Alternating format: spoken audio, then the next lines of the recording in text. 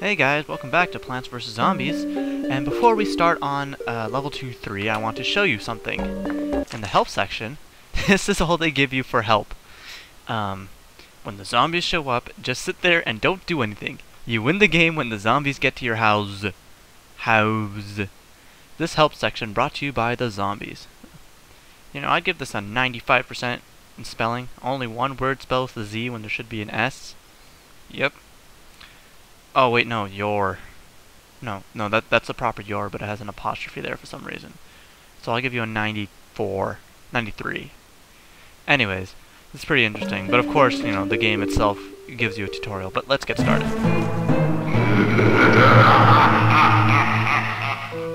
Alright, where were we? Oh yeah, we just got the fume shrooms, which really helps with these things, the screen door zombies. What the heck?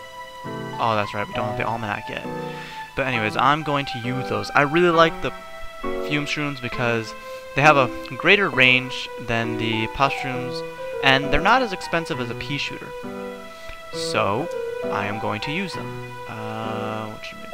This is pretty much all I really need. I guess I'll use some walnuts and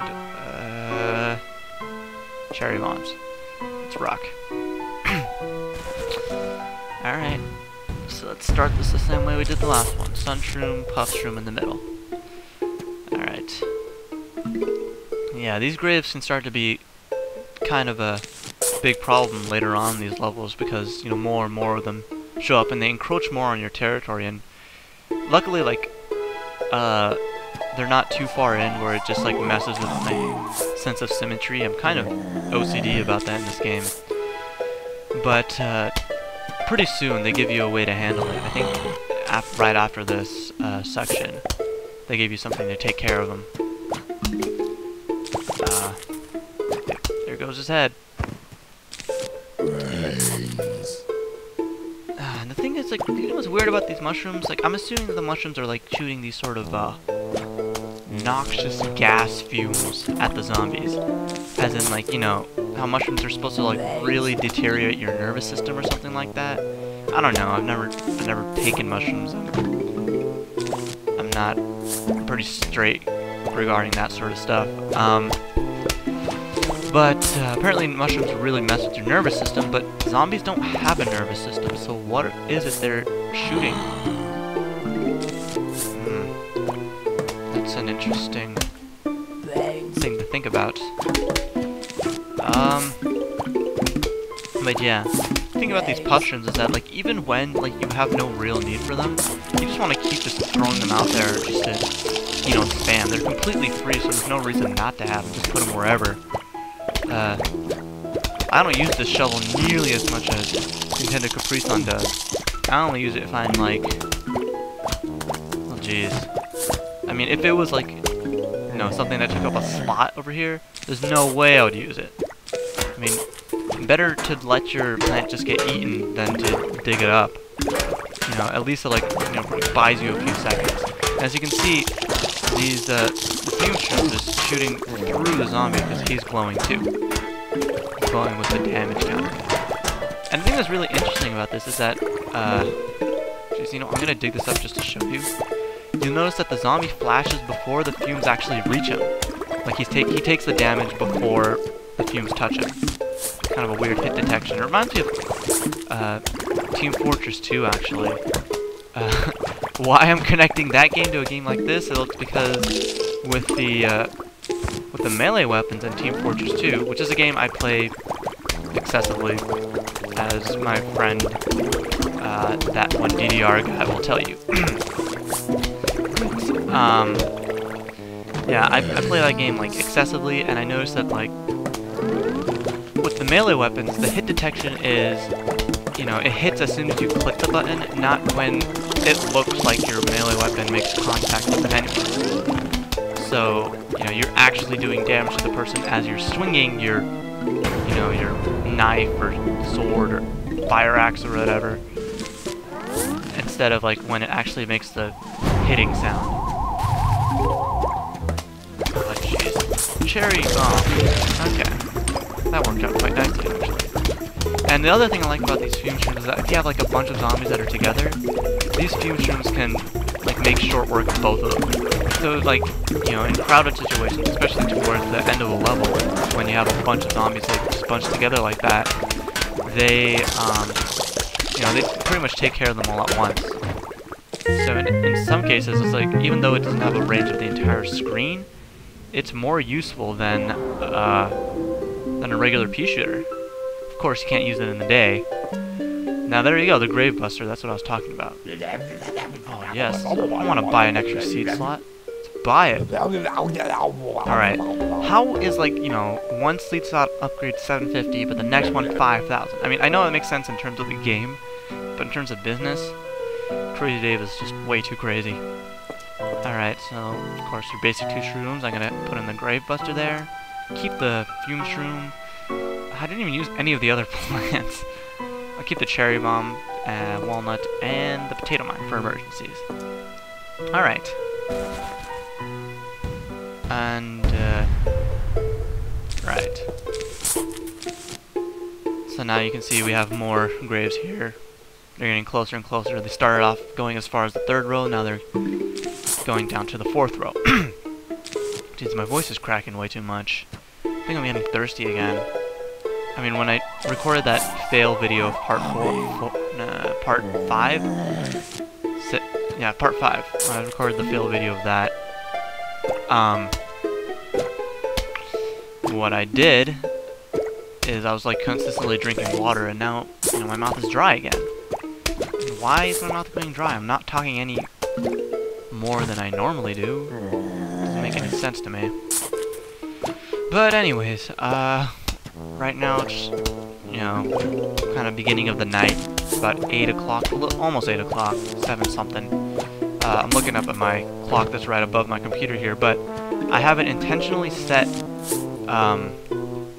somewhere between 10 and 15 minutes ahead of time, just to give a placebo effect for me, because normally when you look at a clock, you know, you analyze exactly what time it displays. So even though I know that the clock is 10-15 minutes ahead of time, when I'm tired and look at the clock, I think that's what the actual time is. So like when my alarm wakes me or something, I look at this clock.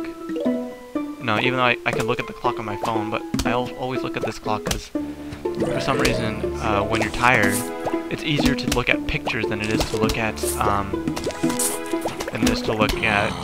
numbers. So I just look at the position of the hands and I'm like, oh my god, it's that late, because it looks like you know, the letter L, which means that it's late.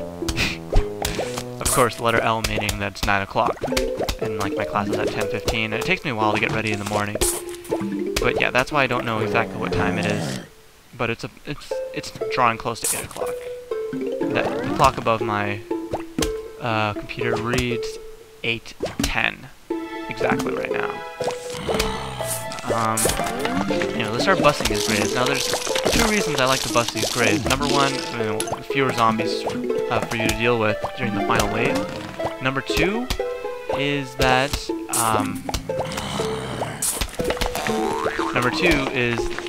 every time you consume a grave, it gives you money. Usually it's a silver coin, sometimes a gold coin. And you know, you want to get money whenever you can. You know, later in the game, your main source of money is going to be the mini games and the survival challenges, and that's something that's like, you know, you can actually have the game do by itself. You know, you set up the initial scenario, and then you could just leave it alone. Like, you know, like in the survivals, like they give you an infinite amount of time to just and some like 5,000 sun or something to set up whatever plants you need. But then it just, after that, God, why can't I say it? But then after that, you can just, like, you know, tell them to send the waves, and then you can just go and, you know, make yourself, you know, some dinner, go to the bathroom. And that's what I like about a game like this. It's really casual. You can, like, you know, walk away from it. And recently, I started playing League of Legends, and, you know, curse that game, man, because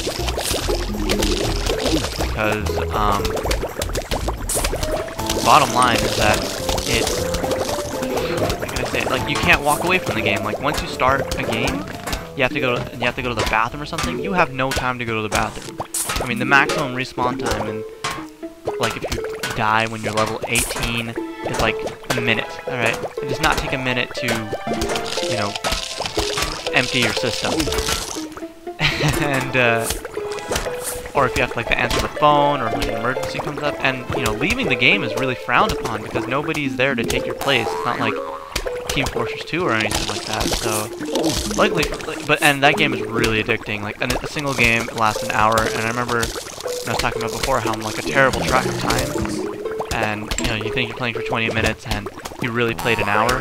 That's the game I had in mind when I said that. Because you know, I'd be playing that game for an hour, and I'd be like, wow, that was a short game. And I'd be like, well, no, it wasn't. It was actually a long game. It advertises the 5 versus 5 games to be between 45 minutes and an hour, so when it's like beyond an hour, you know, that's out of that range, so I consider that a long game. Although I haven't played for nearly long enough, and I hope I never do, but I haven't played for long enough to know exactly what a long game is.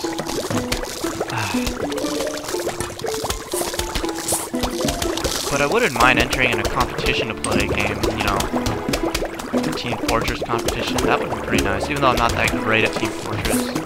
I'm a good strategist, you know, but I'm not very good at executing the strategy. If I tell someone else to do it, you know, then there's no problem. If I just tell people what to do. In fact, I have a few videos stored on my computer that I never posted on YouTube of just like instructional videos on how to do things in Team Fortress 2, since it became a free game on Steam. Holy crap, you have a fume shroom. Fume shroom. But since it became a free game to play, there's been a lot of amateurs who like have what I call the Counter-Strike mentality. Basically, they just are out to get kills by themselves, when really it's a team-based game. It's more about whether or not your team wins, not whether or not you top the scoreboard. And I like games like that. Games that, like, you know, encourage more of a team-based spirit. Because, you know, it just makes that much more enjoyable. Like, 'cause even when you lose, well, number one, you can blame your team, and number two, like, it's not that big a deal, because it's a casual game. And now we got the almanac. Perfect. I'll display, you know, various entries from the almanac throughout the LP. But for right now, I think I'm going to end this video. It's probably like 11 minutes. So then, I'll see you guys. I won't see you guys, but I'll probably record another video right after this. So tune in next time.